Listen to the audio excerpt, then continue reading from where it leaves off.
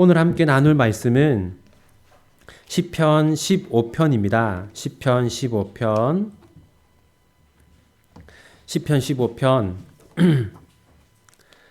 우리 1절부터 5절까지 한번 교독하도록 하겠습니다. 시편 15편 1절부터 5절까지 저부터 읽겠습니다. 여호와여, 주의 장막에 머무를 자 누구오며 주의 성산에 사는 자 누구오니이까?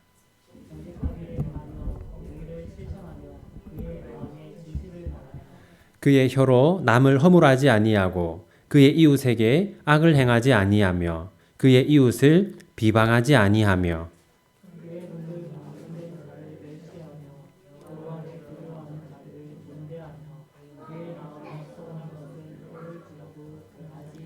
함께 읽겠습니다. 이자를 받으려고 돈을 꾸어주지 아니하며 뇌물을 받고 무죄한 자를 해하지 아니하는 자이니 이런 일을 행하는 자는 영원히 흔들리지 아니하리로다. 아멘.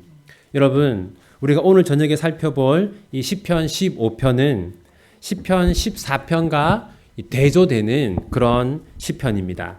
여러분, 14편은 어떤 사람의 모습을 우리에게 보여주었습니까?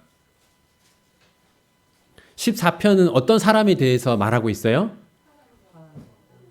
어리석은 사람에 대해서 말하고 있죠. 그래서 14편의 주제가 악인의 모습이라면 15편의 주제는 의인의 모습입니다. 그래서 우리는 이 14편을 보면서는 나는 이렇게 살지 말아야겠다 생각할 수 있고, 오늘 본문인 15편을 보면서는 나는 이렇게 살아야겠다라는 깨달음을 얻을 수 있어요. 여러분, 이 14편의 저자는 다윗인데요. 우리가 지금까지 1편부터 14편까지 살펴보았던 대부분의 시편의 저자가 다윗이었죠. 그런데 1편부터 14편까지가 한 묶음이고요. 또 이 15편부터 또 이제 이어지는 시편들이 새로운 한 묶음입니다. 성격이 완전히 다르다는 거죠. 1편부터 14편까지는 다윗이 대부분 어떤 상황 속에 있었습니까? 힘들고 어려운 상황 속에 있었죠. 그리고 악인들이 다윗을 공격하는 그런 처지에 있었어요. 다윗이 너무 힘들고 어려워서 하나님 저를 좀 도와주십시오. 이렇게 하나님께 도움을 구하는 시편들이 대부분이었습니다. 그래서 1편부터 14편까지의 시편들을 간구 시편이라고 흔히 얘기해요. 그런데 이 15편은 성격이 전혀 다릅니다. 이 15편은 다윗이 백성들을 가르치는 내용이에요. 그래서 이 15편을, 이런 시편을 교훈 시편이라고 합니다. 다윗은 하나님께 질문하고 또 하나님께 답을 얻는 형식으로 백성들을 가르치고 있어요. 여러분, 오늘 본문을 보시면 1절은 다윗이 하나님께 드린 질문입니다. 1절은 다윗의 질문, 그리고 2절부터 5절까지는 그 질문에 대하여서 하나님이 하신 대답이에요. 먼저 다윗이 하나님께 뭐라고 질문했는지 한번 살펴보겠습니다. 1절 함께 읽겠습니다.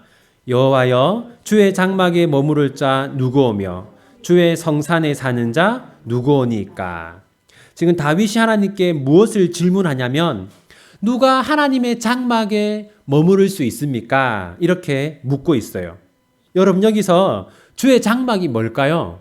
이것은 성막 또는 성전을 말하는 겁니다. 그런데 성막과 성전은 무슨 일을 하는 장소입니까? 예배하는 장소죠. 그래서 지금 이 다윗은 이렇게 질문하는 겁니다. 하나님을 예배하는 사람은 어떻게 살아야 합니까? 이렇게 질문하는 거예요. 여러분들 그런 비슷한 질문 받아본 적 있지 않습니까? 교회 다니는 사람들은 어떻게 살아야 하냐? 그런 질문 우리가 들을 수 있잖아요. 다윗도 동일한 질문을 하나님께 한 겁니다. 다윗이 하나님께 질문하고 이 다윗이 하나님께 받은 대답을 다윗이 이 시편을 통해서 우리에게 교훈하고 있는데, 자, 하나님이 다윗에게 뭐라고 하셨는가? 첫 번째, 우리 2절 함께 읽겠습니다. 정직하게 행하며 공의를 실천하며 그의 마음의 진실을 말하며. 지금 이 2절을 보면 크게 세 가지를 말하고 있어요. 첫째, 정직하게 살아야 한다.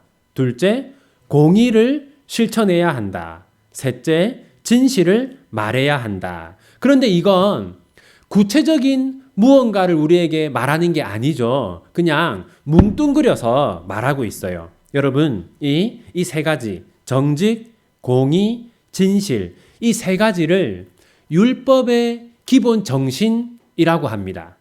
우리가 보면 민법 또 여러 가지 법들이 있고 형사법 등등 여러 가지 법이 있는데 그 모든 법의 정신이 되는 게 이제 헌법이라고 하잖아요. 마찬가지로 정직, 공의, 진실 이 세 가지를 율법의 기본 정신이라고 말하거든요. 그러니까 이 2절은 뭐라고 말하는 거냐면 하나님을 예배하는 사람은 율법을 지키면서 살아야 한다. 그렇게 말하고 있는 겁니다. 여러분, 다윗이 이 율법을 강조하는 이유가 있어요. 뭐냐면 다윗이 살던 시대에 이스라엘 백성들은 하나님을 예배했지만 그 주위에 있는 블레셋이라든지 암몬이라든지 모압이라든지 에돔이라든지 이런 이방 사람들도 자기들의 신들을 예배했거든요. 그런데 이 이방 사람들의 예배에는 특징이 하나 있었어요. 그게 뭐냐면 이 이방인들은 이렇게 생각했습니다. 신은 제물만 바치면 좋아한다. 다시 말해서 내가 평소에 어떤 삶을 살았든지 아무 상관이 없다. 그냥 내가 제물을 많이 바치기만 하면 우리의 신은 좋아할 것이다. 그런 생각을 이 이방인들이 가지고 있었다는 것이죠. 그래서 다윗은 이 하나님의 백성인 이스라엘 백성들이 그런 이방 사람들의 생각에 물들지 않도록 2절에서 율법을 강조하고 있는 겁니다. 우상 숭배자들은 이 예배와 삶을 구분하고 있어요. 그런데 다윗은 하나님의 백성인 우리는 예배와 삶을 구분해서는 안 된다. 이렇게 말하는 겁니다. 그리고 이제 다윗은 그렇다면 이 율법을 지키면서 사는 게 무엇인가? 다윗이 이제 말하고 있는데 여러분 혹시 이 율법을 두 가지로 요약하면 무엇인지 아십니까? 어떤 서기관이 예수님께 물었잖아요.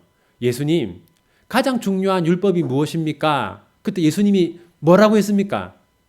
첫째는 이것이니 하나님을 사랑하는 것. 그 다음은 이웃을 사랑하는 거죠. 지금 다윗도 동일하게 말하고 있습니다. 다윗은 크게 세 가지를 말하는데요. 3절에서는 누구를 사랑하라고 말합니까? 그렇죠. 3절에서는 이웃을 사랑하라고 말합니다. 그리고 4절에서는 누구를 사랑하라고 말할까요? 하나님을 사랑하라고 말합니다. 거기 보면 여호와라고 나오잖아요. 그리고 여러분 특이하게도 이웃을 사랑하라, 하나님을 사랑하라 라고 한 다음에 5절에서는 사랑하지 마라 라고 하는 게 나옵니다. 그게 뭘까요? 그렇죠. 5절에서는 3절에서는 이웃을 사랑하라. 4절에서는 하나님을 사랑하라. 그런데 5절에서는 돈을 사랑하지 마라. 이렇게 말하고 있어요. 그래서 하나님을 예배하는 자들이 지켜야 할 세 가지가 있는데 이웃 사랑, 그리고 하나님 사랑, 그리고 돈을 사랑하지 않는 것. 이 세 가지가 하나님을 예배하는 자들에게 있어서 제일 중요하다는 것이죠. 좀 더 구체적으로 하나씩 보겠습니다. 3절 같이 읽겠습니다. 그의 혀로 남을 허물하지 아니하고 그의 이웃에게 악을 행하지 아니하며 그의 이웃을 비방하지 아니하며. 여러분 그 3절에서 이웃이라고 되어 있는 부분에 한번 표시해 보십시오.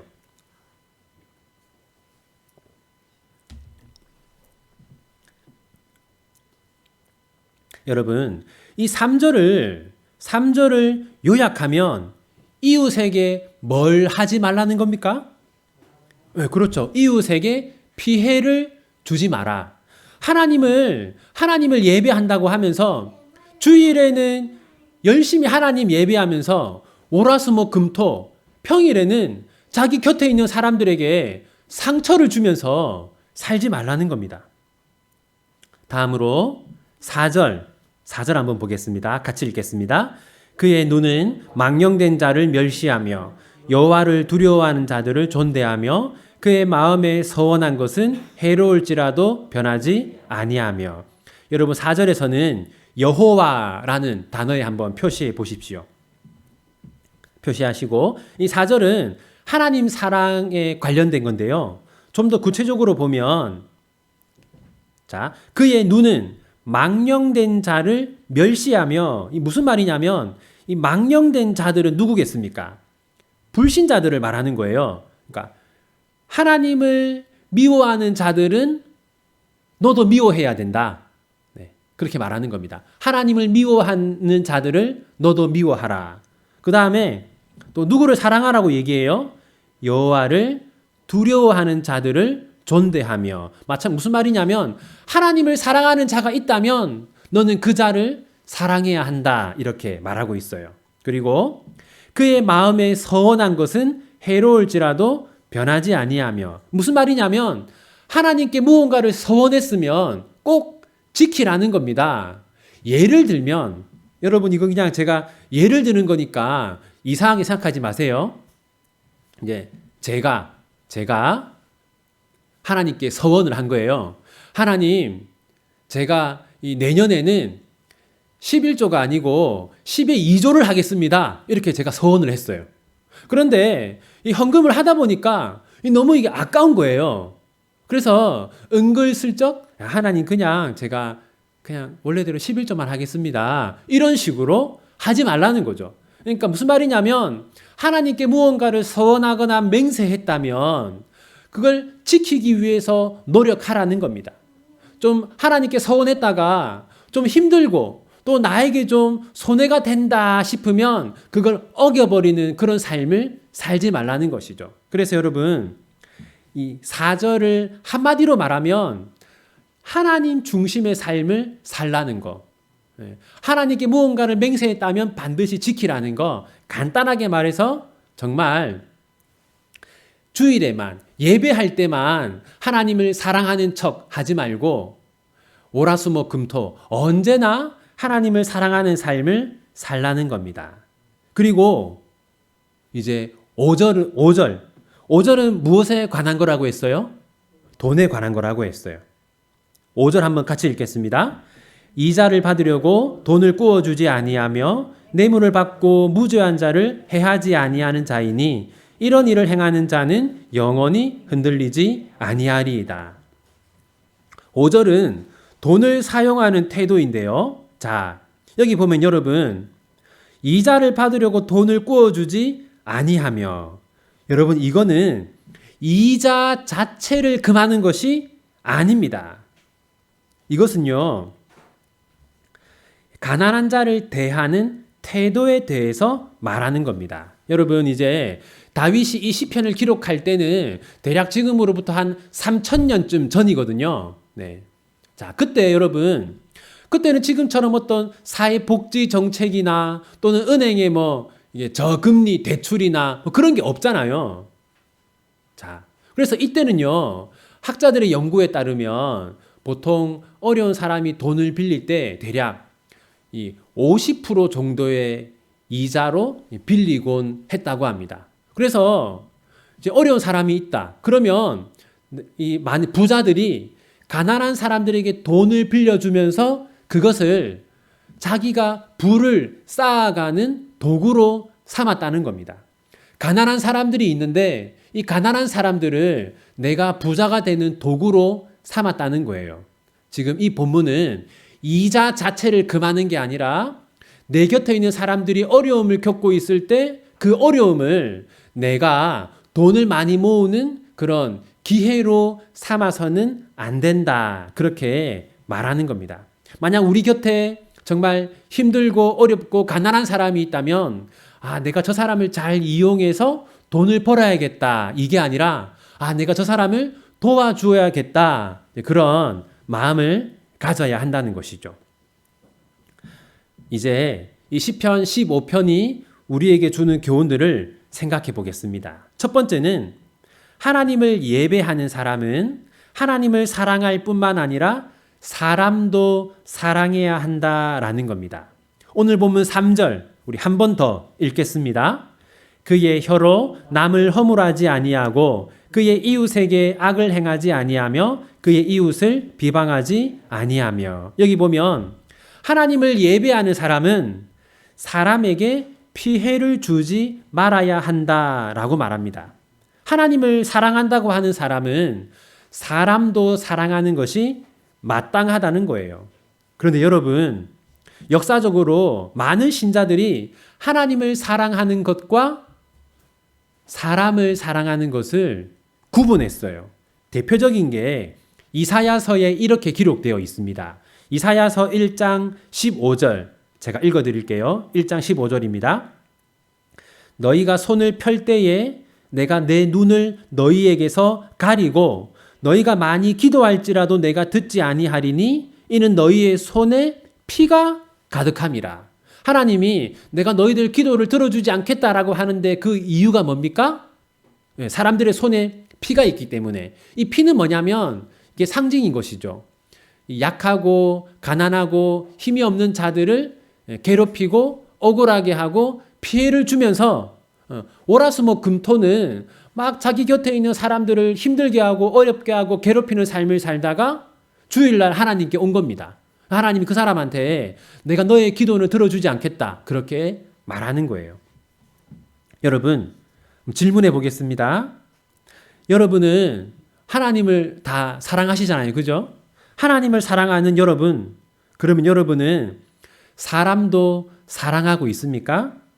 여러분, 여러분의 사랑을 받고 있는 사람이 있습니까? 하나님이 여러분에게 너는 누구를 사랑하고 있느냐라고 물어보면 여러분 마음에 떠오르는 사람이 있습니까?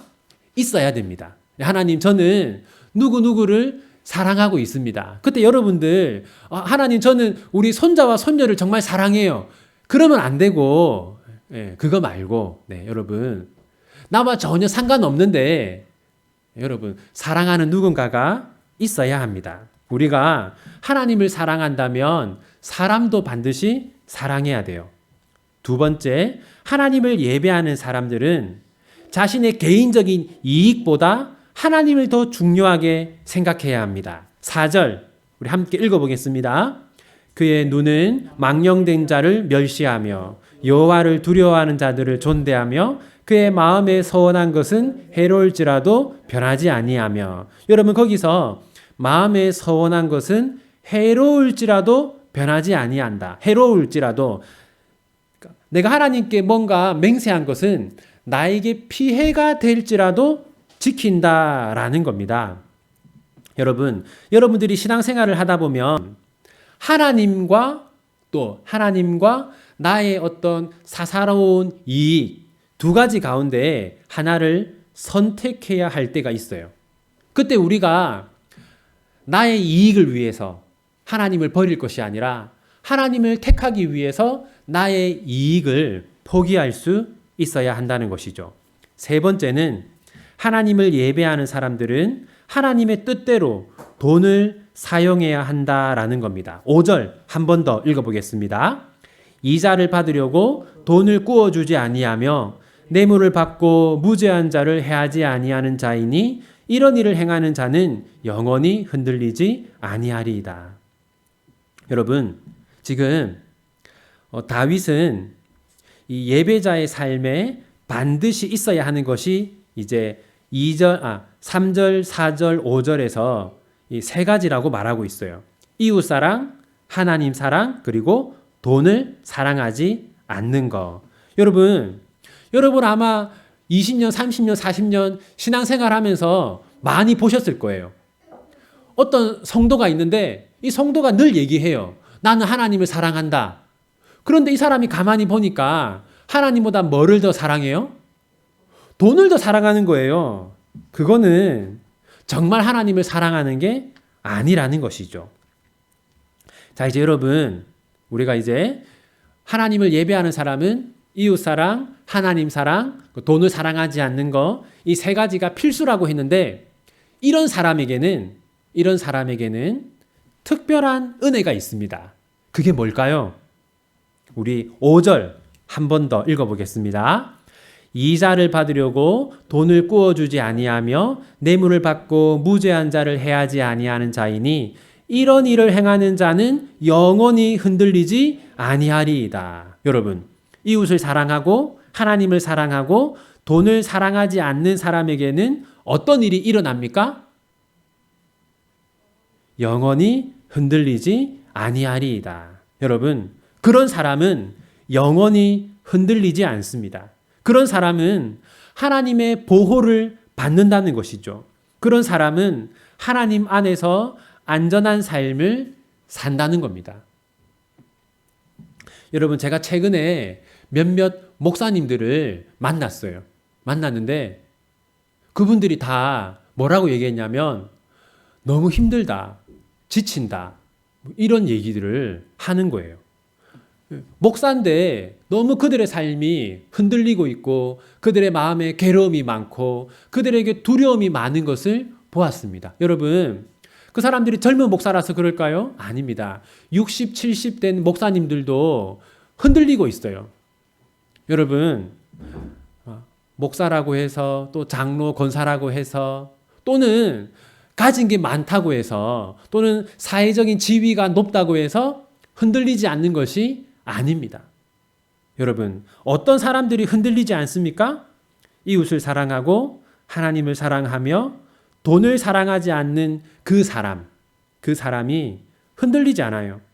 우리 사랑하는 비전교회 성도 여러분, 이 자리에 함께한 우리 사랑하는 성도 여러분, 여러분들이 여러분 곁에 있는 사람을 사랑하고 또 여러분들이 그 무엇보다도 하나님을 사랑하고 그리고 돈보다 하나님을 더 사랑하는 그런 삶을 사시기를 바랍니다. 그러면 여러분은 흔들리지 않는 사람이 될 거예요. 하나님 안에서 안전하고 또 하나님 안에서 평안한 삶을 살게 될 것입니다. 그런 은혜가 여러분에게 또 여러분의 가정에 가득하기를 바랍니다. 우리 5절을 전체는 아니고 5절의 뒷부분, 이런 일을 행하는 자는 영원히 흔들리지 아니하리이다. 이 부분을 5번 반복해서 한번 읽어보겠습니다. 이런 일을 행하는 자는 영원히 흔들리지 아니하리이다. 이런 일을 행하는 자는 영원히 흔들리지 아니하리이다. 이런 일을 행하는 자는 영원히 흔들리지 아니하리이다. 이런 일을 행하는 자는 영원히 흔들리지 아니하리이다. 이런 일을 행하는 자는 영원히 흔들리지 아니하리이다. 아멘. 이런 은혜가 여러분에게 꼭 있기를 바랍니다. 우리 함께 기도할게요. 우리 시간에는 우리 들은 말씀 붙들고 한번 기도합니다.